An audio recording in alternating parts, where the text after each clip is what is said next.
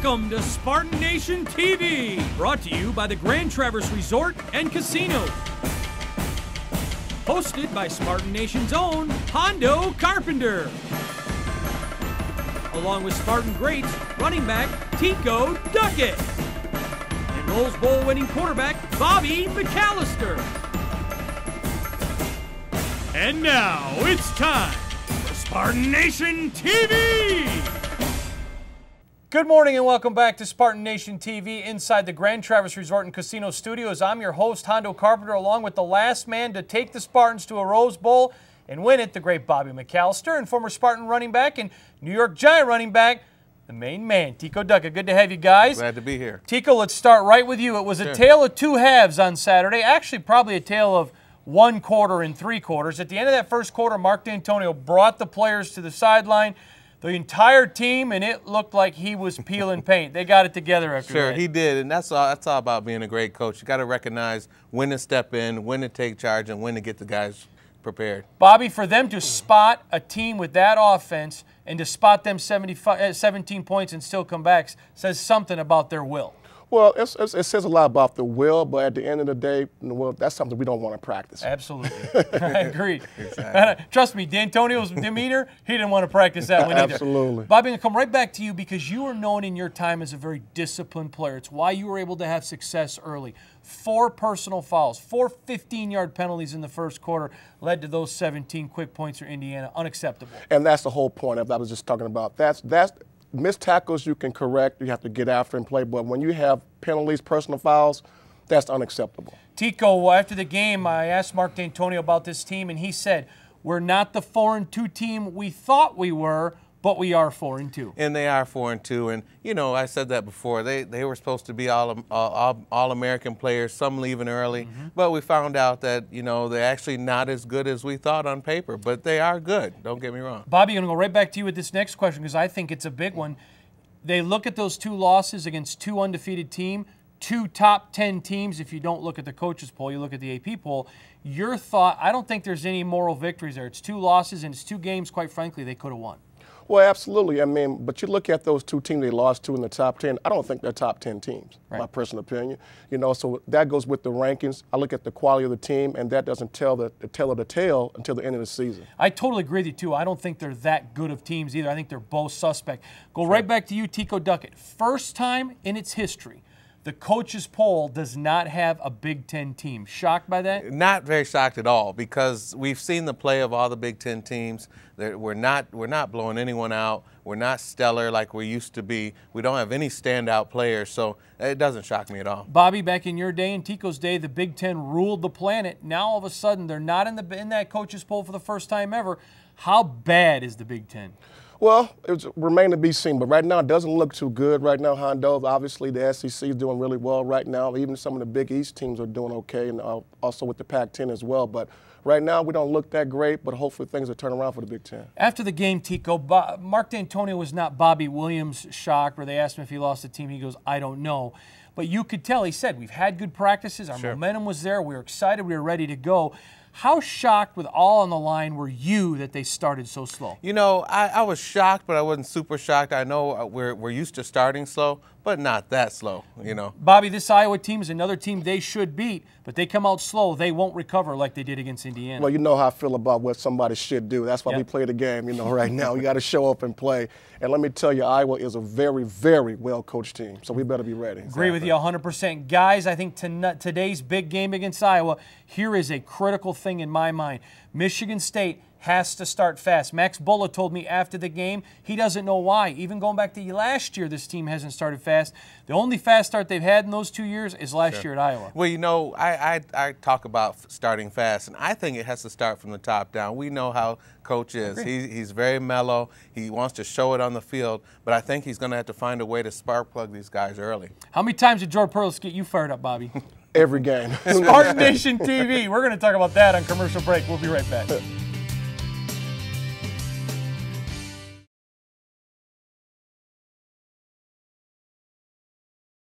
Good morning. Welcome back to Spartan Nation TV. I'm your host, Hondo Carpenter, with Bobby McAllister and the great Tico Duckett. Bobby, I'm going to head right out to you. Let's talk a little bit of offense. 290 yards of passing for Andrew Maxwell. once again, I think Maxwell is doing the job. He's managing the game well. We just got to make some plays and come out early. I got to go right back to you, because at the game down in Bloomington last Saturday, I had a fan yell at me from the stands when I'm down on the field, "Tell Bobby he's right about Andrew." So your fans want you to know they believe in you because you're the quarterback. Well, I'm just calling for how I see it, Hondo. And like I said, from day one against Boise, look at his up face until smiling. You know, He no, loves it. he He's loves trying it. to be all Rico Suave, and he's like, "Yeah, I got fans, man." He gonna say, "Remember me." You know? You love me. You really love me. When you guys got me on the show, I said I'm going to call it the way I see it. Which is how we want it. And that's the way I see Maxwell is managing the game really well. We just have to have some players step up and make plays that want to. 1 sack. Were you surprised by that? Because Indiana brought pressure all day. You know, I was very surprised. I was very proud of the offensive line, what they did. You know, they did it well enough to win the game. But I was surprised what they did. They do have a lot of work, don't get me wrong, but they did okay. Bobby, we've talked about this ad nauseum. We know what teams are going to do now. They're going to stack the box to stop the run and make you go one-on-one in coverage. How big was Le'Veon's 120 yards of rushing? Big, very big. And I tell you what, it makes a statement as well. The offensive line should take this as a challenge. You know what? I'm going to beat my guy today, pound, green, pound. And take some attitude by blocking that guy and getting Le'Veon the ball and let him get some yards. I mean, you got to sometimes just take attitude and start pounding. Guys, interesting question here. A lot of people just look at stats, and Bill Belichick said it best once, people that look at stats are losers. So I know we got 410 yards of offense, but this is a defense that gave up 700 to Northwestern the week before. Here's my concern. That offensive line, sure, Le'Veon got a lot of yards. I was there. A lot of that was yak, yards after he got caught. I mean, people touching him. Sure. But I am concerned with this. They're not filling in with freshmen with these injuries. They're filling in with fifth-year seniors, guys with experience, starting experience. I'm disappointed in that offensive line, and it has to start today against Iowa. They got to get better, Bobby. Sure. Absolutely. I mean, like you said earlier, we cannot take a late start against Iowa. If we do that against Iowa, hold on, Irene. Exactly. Your thought, Aaron Burbridge comes back. Sure. Remember now, we talked about it on this show. They were looking at replacing him into the starting lineup against Notre Dame. His injury still wasn't better, so they waited. He finally gets his first start last week, Tico. Yep. Big Ten Freshman of the Week. 100 yards plus. I think we're going to see a bright future for this young guy. I mean, he's going to be Maxwell's target. I know, you know, after he catches the ball, you see he can run, he can handle it. I just see a bright future with this young kid. And you may remember, we talked about it last year on this show when we talked recruiting. He was a game changer. Sure. This is a young man that can go with speed. He's fast. He's big. And you saw him go up and grab balls, which is what Bobby, you're the quarterback. Have his back. Absolutely. I mean, for a quarterback, that's what you look for in a receiver, because it's going to be some times when things get tight. Exactly. You're looking for that go-to guy. Got to go right back with you with this, Bobby, because you're the quarterback, and this is key. Last week, Benny Fowler gets demoted. On Tuesday, I'm at practice. After practice, he stayed over an hour after practice catching balls. He didn't get mad. He didn't get anything. He just stayed working hard. Burbridge gets a start, plays great, but when they needed the go-ahead touchdown, Maxwell isn't throwing to him. If he lost confidence in him, he scores a touchdown. How big is that for Benny? That's big. I mean, that says a lot for Benny as well. I'm glad to hear that about him, that report, because it's nobody's fault. Only way you get fixed this is by working, and obviously that's what he done. He stayed after practice, he got to work in. Exactly. True or false, Bobby? It doesn't matter what coaches say. If quarterbacks aren't throwing to a guy, it's because they don't have confidence. When they keep going back, you know he hasn't given up yet. Oh, absolutely. I mean, you're going to do what the coach tell you to do, though. But let's get that clear. But at the end of the day, you have that conversation with the offensive coordinator who you're comfortable with in certain situations. Awesome. More as we switch to defense here on Spartan Nation TV when we come back.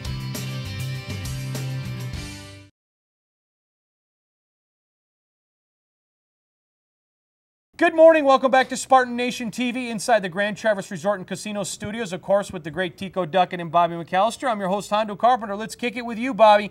That defense responds in the second half, only 37 yards, no points. Now, listen, it doesn't change the fact they were terrible in the first half, but at least they responded with some resilience. Absolutely. That's a mark of a good defense right there. You don't play well all the time, but you have an opportunity to come back and make adjustments, and they did definitely in the second half. Now, you obviously, Tico, never had a bad first half ever. Never. But the fact that they responded, and you know what? Quite frankly, it was the first bad half of football they played all year. I'll give them Well, that. it was one of the worst I've seen in a long time, if I've seen any like that. I mean, they were struggling. They were flat. It's hard to get up for them, you know, after last week. But, you know, it's Indiana. You got to be up no matter what.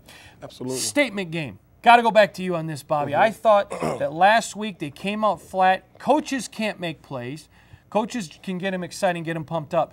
But I thought last week was an opportunity for them where they didn't do it against Eastern to make a statement. They didn't do it. How critical is it for that defense from snap one today to make a statement?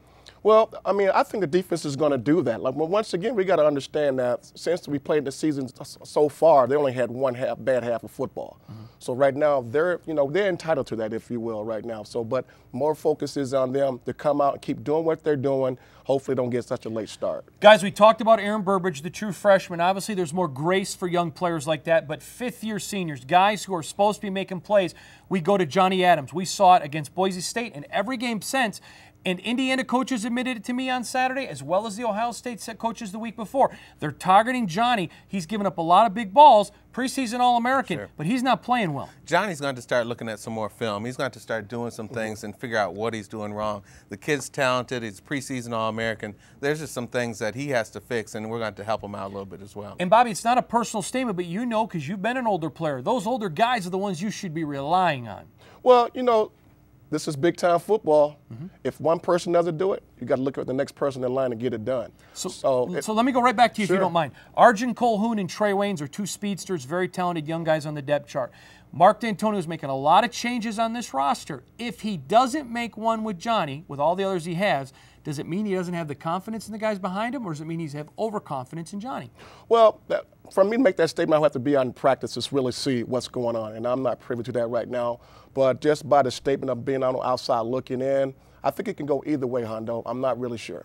Okay. I think it could go either way, but at the same time, Coach is really loyal to his fifth-year guys. I mean, he's loyal to the guys. They've been there. They've worked hard, and I think Coach is going to do everything possible to put him in the right position to be the cornerback he is. Then I take this umbrage with you. You say he's low to the fifth year, his seniors, and I agree. Sure. But he benched Chris Norman and put Tawan Jones in on Saturday. That's my whole point. You're going to bench a captain, and you don't go after Johnny. Well, I give it to him because, you know, normally he doesn't do that. But in some cases, you know, Coach is going to stand up, so he may do something. You All right. know. Let's go right back to you, Bobby. I think you saw it in play time after time again. If there's an MVP other than Max Bull on this football team, it's got to be Marcus Rush.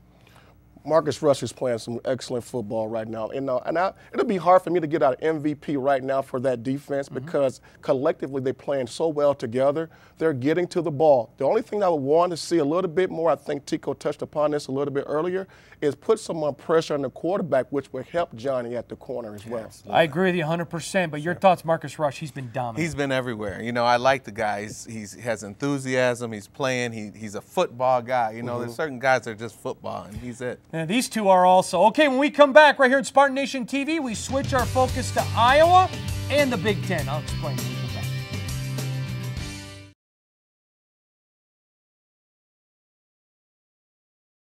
Good morning. Welcome back to Spartan Nation TV. I'm your host, Hondo Carpenter, with Bobby McAllister and Tico Duckett. Gentlemen, we touched on it earlier. Tico, I want to start with you. The Big Ten, first time ever without a team in the top 25 of the coaches poll. We talked about, yes, the Big Ten's down. Why is that? I think it has to do with population changes. People are moving out every year. The Midwest states are losing population. That's got to hurt. You know, that could be part of it, but I think major part of it is young guys, they see that going playing the Alabamas, down to LSU's, the SEC, it's more exciting. You know, more players are going to the pros. I think they're just migrating to those schools. Bobby? I kind of agree with Tico in the sense that the teams they're looking at teams down in the SEC because every time they're for national championships, they're always in the contentions for it all the time, LSU, Alabama, et cetera. And now you got South Carolina in the mix now. So they're looking at those things, and it's pretty exciting for those players coming out. We'll revisit this some more next week, but I want to get to Iowa very quickly. They have an adequate offense, but that defense is horrendous. Well, you know, as Bobby always says, they may be, but they may show up today. That's right. You know, you never know. I mean, they're a big so team. now you're quoting Bobby? I'm just saying. I'm just going to borrow Clint Eastwood's empty chair next time. I'm just saying. Now, the Spartans have shown us enough this year that it doesn't matter who they play. I agree 100%. They're coming after Michigan State. This is a statement, Bobby. They're another bad defense. They need to now get it right on both sides of the ball, come have a dominating performance. I mean, I felt this way since day one, okay? You know, it doesn't matter, but you still got to come out and play every game. And I heard this somewhere before. They all count one. Guys, listen, when we come back, we're going to get our predictions. We're going to look at what we expect to happen against the offense and the defense. But this part I do know, and I think we all agree. They're 4-2. They keep saying our goals are ahead of us. if they're going to reach those goals, we need to see a different Spartan team today. Is that true, Bobby? Absolutely. Better start today, right now, to see that look. Season's half over. We'll be back with more right here on Spartan Nation TV.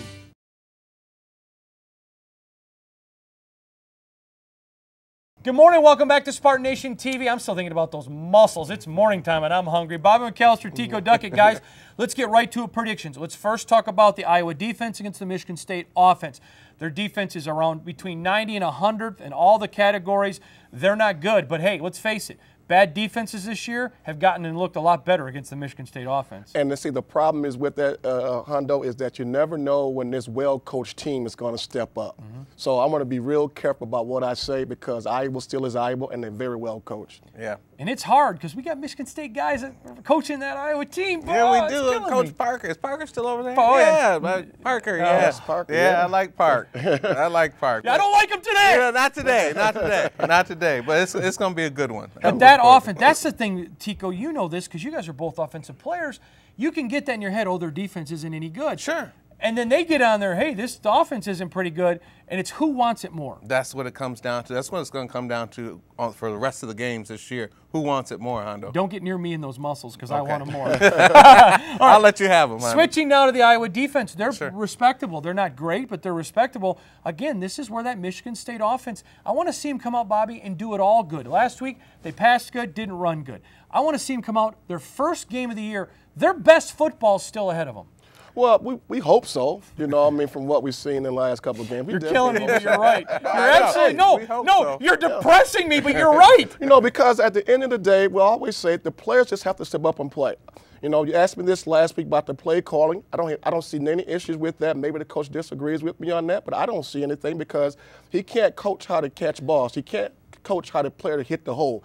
That's something the player has to do on his own and make plays. I agree with you. All right, let's switch back now. Let's go to predictions. Tico, we'll start with you. I'm going to say Michigan State's offense is going to run with it and pass, and it will be 24-10. We'll win. Oh, we're very close to the score again. Bobby? I'm going with 17-10. Oh, see, you guys are both close. I'm going to say 21-10. I think Michigan State, you know, I was very encouraged to see Benny Fowler make that catch to respond to adversity. My father used to say, and you guys know this, that adversity doesn't define us, but how we respond to it does. Absolutely, and that's what we saw from this group. Awesome. All right, hopefully we're all right. We all got a prediction. We'll see you next week, same time, same date. It'll be Michigan week next week. Curtis, you're in.